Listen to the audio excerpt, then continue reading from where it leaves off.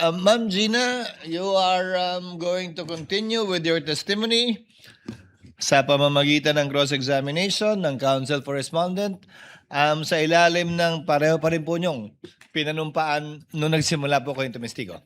Naunawaan niyo po yun? Opo, Your Honor. Okay. Attorney Lyndon, your witness for your cross-examination. With the permission of this honorable court. Good morning, good afternoon, Ma'am Gina. Good afternoon po. You mentioned that you were the special disbursing officer of Davao City. And this is from 2018 to 2022, correct? Opo, Your Honor. And the mayor then was Vice President Sara Duterte. Opo, Your Honor.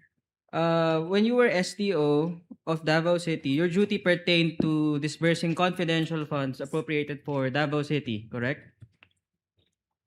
Hindi ko maklaro ang Noon pong question. SDO kayo, ang duty nyo po ay ang pag-disburse ng confidential funds para sa Davao City, tama po? Tama po. And you also prepared and submitted liquidation documents during that time, correct Yes. po? Tama po. And when you were SDO of Davao City, there is no audit observation memorandum issued by the Commission on Audit against you, correct? Wala po. And when you were SDO of Davao City, there is no audit observation memorandum issued by the Commission on Audit against then Mayor Sara Duterte, correct? Wala po. There's likewise no notice of suspension issued by the Commission on Audit against you, correct? When you were Wala. and there's no notice of suspension issued against then Mayor Sara Duterte, correct? Wala po. Wala rin pong notice of disallowance Wala po. laban sa inyo, wala po. Wala po, Your Wala rin Honor. pong notice of disallowance laban sa kay dating Mayor Sara Duterte, tama po? Tama po, wala. And the Commission on Audit did not reopen any audit for confidential funds of Davao City, correct? Correct po. Your Honor, sorry, but I have to As in answered, Your Honor. interject a continuing objection to this series of questions. May I state my ground? I think I know what your ground is, counsel, but you may do so for the Your record. Honor, magically, now this witness remembers what happened in Davao. Kanina, when the prosecution was asking her, sabi niya, Counsel is hindi niya testifying, maalala. Your Honor. Wait, incompetent. She, Put in It's- record. Counsel is testifying, Your Honor. Maybe we Then have the to strike, Your objection Honor. is overruled, counsel. Counsel may proceed. And when you were SDO of Davao City, it is the joint circular which is already in effect, correct? Yes po. And you are aware of the requirements of the joint circular regarding your functions as the special disbursing officer. Yes, Your Honor. You mentioned also that you were the special disbursing officer of the Office of the Vice President for its confidential funds from quarter 4 of 2022 until quarter 3 of 2023, correct? Correct po, Your Honor. And similar with your tasks in Davao City, you also prepared the documents for liquidation. Opo, Your Honor. As SDO, you were not part of any confidential operations of the agency, correct? Yes, Your Honor. You have no experience in confidential operations. Wala po akong experience niyan, Your Honor. You do not know how confidential operations are done on the ground. Wala po akong alam niyan, Your Honor. You have not undergone any formal training regarding confidential operations or activities. Wala po akong training na ganyan.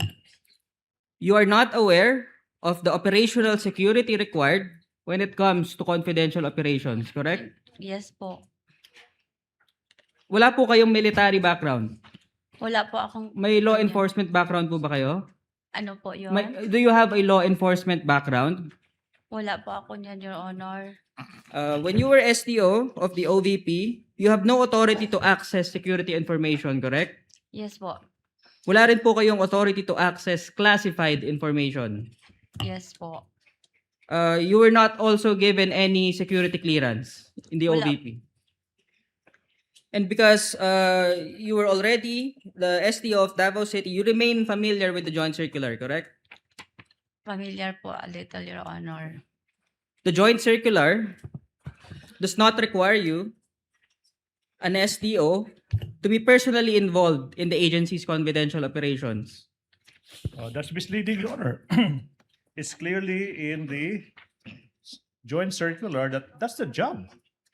That's the job of an SDO to disperse confidential funds. Your Honor, the prosecution also inquired as to the contents of the joint circular. Oh, that's why- I'm examining the witness, Your Honor. If there is such a provision.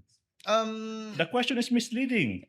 Witness may answer if she knows. I'll allow it, counsel.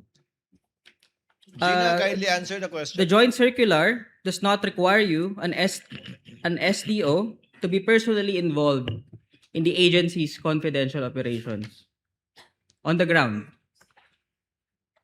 Wala pong sinabi ang circular, Your Honor. Wala rin po bang sinabi sa joint circular na kailangan may experience kayo pagdating sa confidential operations? Wala din, Your Honor, sa akong pagka-understand. May nakalagay rin po ba sa joint circular na kailangan may kaalaman kayo kung papaano ginagawa ang confidential activities? Wala ko naka-encounter ana, Your Honor, sa GC. Nire-require din po ba kayo ng joint circular na mag-undergo ng formal na training para sa confidential activities? Wala, Your Honor. Nire-require po ba kayo ng joint circular na dapat ang STO merong military background? Wala ko kabasahan na, Your Honor. Wala rin ang law enforcement background. Wala rin ganung requirement. Wala, Your Honor. Nire-require ba ng joint circular na ang isang special disbursing officer kailangan may authority to access security information? Wala, Your Honor. Nire-require din po ba ng joint circular na ang STO kailangan may security clearance? Wala, Your Honor. Nire-require din po ba ng joint circular na pinagbabawal kayo mag-rely sa documents provided by a security officer? Ano yun, Your Honor? May pagbabawal po ba sa joint circular na ang nabawal mag-rely sa documents na pinoprovide ng security officer? Wala, Your Honor. The requirement of the joint circular is that a special disbursing officer must be a regular or permanent employee of the agency, correct? Opo, Your Honor.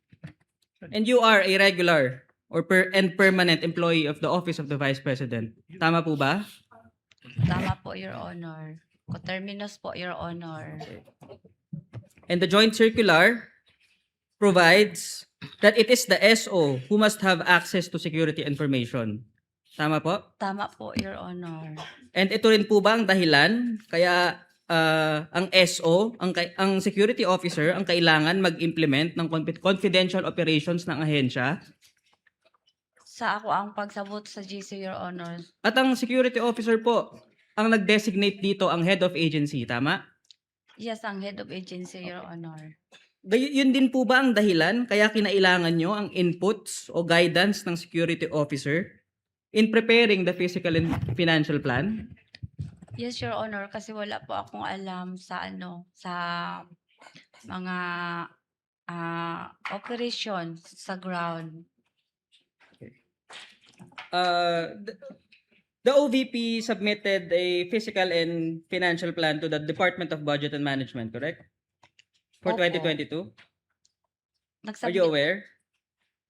Nag-submit po ang OVP ng Physical and Financial Plan na required po sa DBM.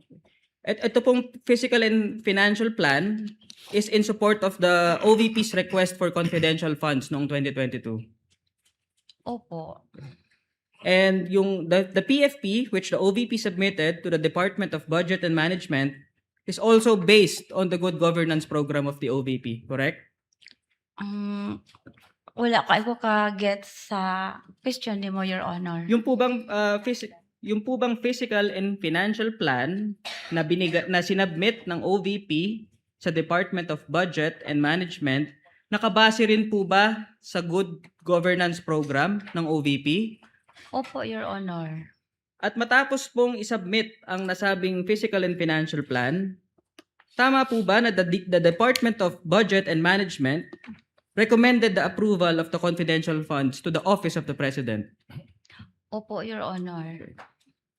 And the Office of the President, through the Executive Secretary, approved the Office of the Vice President's request for confidential funds. Your Honor, at this juncture, I'll be objecting. If I may state the ground, Your Honor, please. Proceed, counsel. The ground being, there is a distinction between, on one hand, things that may be covered on cross on a non-adverse witness. Totoo po, sa 2019 rules, nakasulat dyan, inamend ng Korte Suprema na po pwedeng magtanong on cross yung isang partido so long as on any relevant matter. Pero po, Your Honor, in the 2019 rules, hindi po nabago.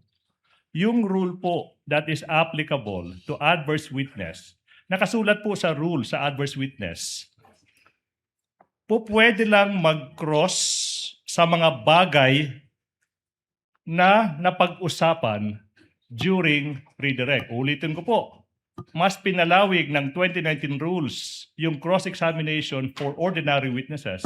Pero sa adverse witness, which we have now, hindi po pinalawig ng Supreme Court.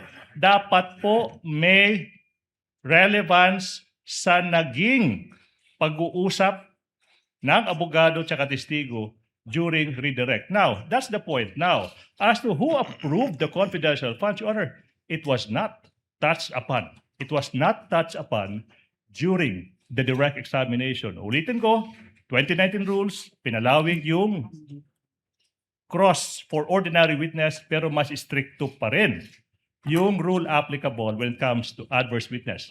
Objection, Your Honor, that's not allowed. During cross of an adverse witness, basis rules of court. Your Honor, may I respond? Of course you may. Your Honor, my inquiry is based on the fiscal and financial plan for 2022, which was the subject matter of the inquiry in the examination in chief, Your Honor. So the inquiry is necessitated to inform this honorable court of the entire picture. The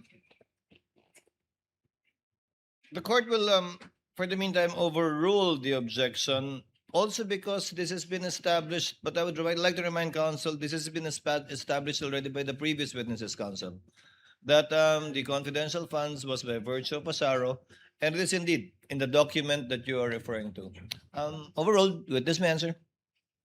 May I repeat my question, Your Honor? The Office of the President, through the Executive Secretary, approved the Office of the Vice President request for confidential funds. Correct? Opo, Your Honor. And this approval is why the OVP was allocated confidential funds for 2022. Ito po yung dahilan kung bakit nagkaroon ng confidential funds ang OVP noong taong 2022. Opo, Your Honor.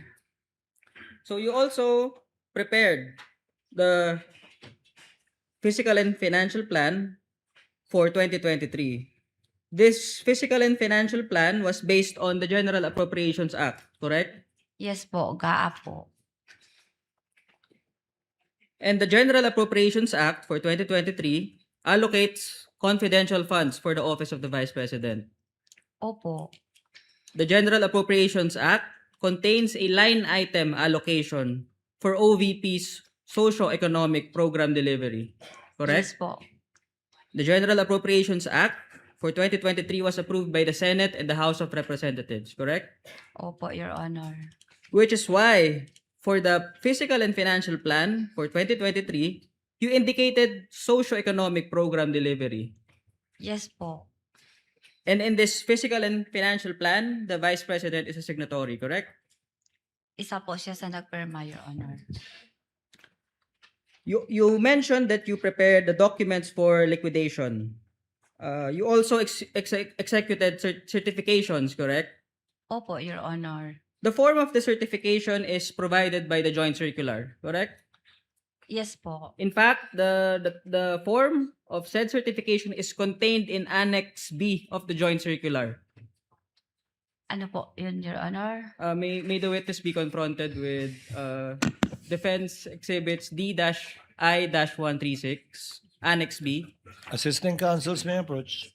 which is the template of the certification, Your Honor, attached in the joint circular. Ito. Tama po, ma'am, no, na ang form ng certification ay nakalagay sa Annex B ng Joint Circular. Opo, Your Honor. And the Joint Circular states or provides the contents that must appear in the certification. Tama po? This one? Opo, nakalagay po dyan kung anong mga aligasyon na, na dapat naka-indicate sa certification. Tama po? Tama po. The Joint Circular does not give you any authority to alter the form it has given for the certification. Tama Yes. po? Tama po.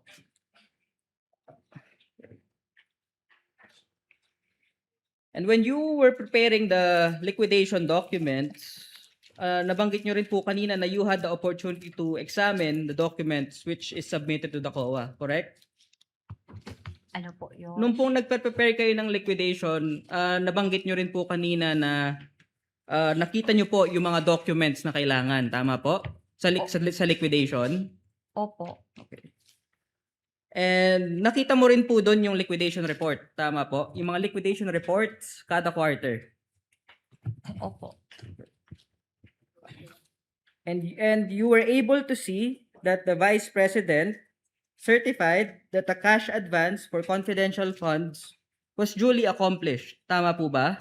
Yes, Your Honor. Nung habang nagle-liquidate din po kayo para sa confidential funds kada quarter, you remain in coordination with the security officer. Opo. And ito pong coordination na to Your Honor, pertain... Your Honor, can I object? That's not even- Yes, what is the basis not of the even- objection, Counsel? That's not even a question. There was no question.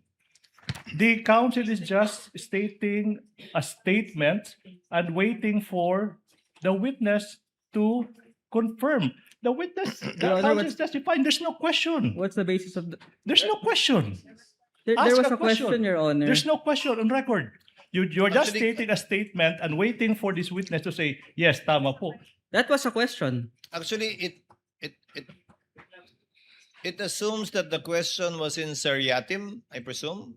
Yes, Your Honor. All based on In the declarative form, Your all based on Honor. the documents submitted. A question in And declarative when asked form? if he is correct in saying that, it is in the form of a question, Counsel. But if he, the court will allow it and will gladly welcome a continuing objection along these lines of questioning, Counsel, Yes, Your to Honor. be placed on record. Counsel may proceed.